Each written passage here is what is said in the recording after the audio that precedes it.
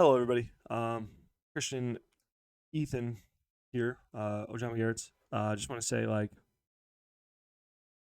trials and tribulations they're real, and I think like one a very good effective strategy in dealing with them would be to remember. I just did this in my daily reading. So if you're coming from that, you probably know what I'm about to say. Trials and tribulations are necessary, obviously, and it's not circumstance that's happening to you. God is sending you somewhere, and in a way, it's like I think like all trials and tribulations will happen to people regardless. I think what like when you're sent into those places, it's like it's like an opportunity. It's a testing ground to see if God like where to sort you next. You know what I mean? As you're like you have a nice part of your life, and then you go into a trial tribulation, and then depending on how you operate in that trial, you get sorted to your next stage. Like, do you need to go back? Like, do you need to regress and then like try that spot again or whatever, or do you get to go forward to the next level? And I think that's kind of how God operates because it's pretty much how my life has operated. Um, I make a lot of progress. I hit a wall. I then regress a little bit maybe, or I push forward through it by just tolerating because like a lot of people, this is something that I feel the Holy Spirit has taught me is that you only need to go hard when the blessing comes. Um, so like don't take it easy once you make it. That's when you go hard. And then when times are hard, that's when you take it easy. You just do the bare minimum to survive. Does that make sense?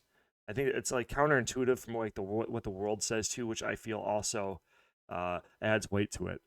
So I just want to say that again. So like when blessing comes to you, go hard. Like say you did something that made $100 and it's not a job. Like say you're making $100 an hour, right? Say it's a job. Um, do as much overtime as you can because who knows, depending on where you are, if you're like blue collar and you get a job that pays you $100 an hour, go hard as you can, go as hard as you can before that money runs dry. You know what I'm saying?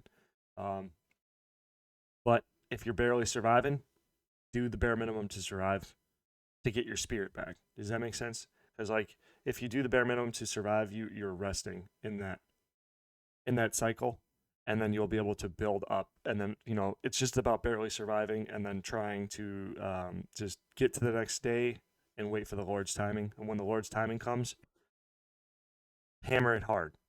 So that's my little thing. Would be just to recap, it would be trials and tribulations are to test us, and they are to spawn opportunities so that God may move us up or move us down or move us to the left or the right or whatever. It's a sorting system, I feel.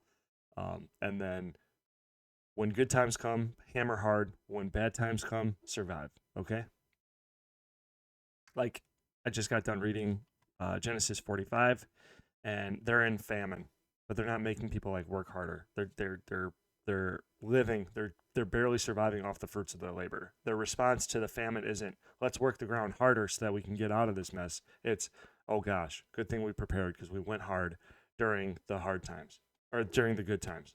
But yeah, God bless you. Have a nice day. See you later.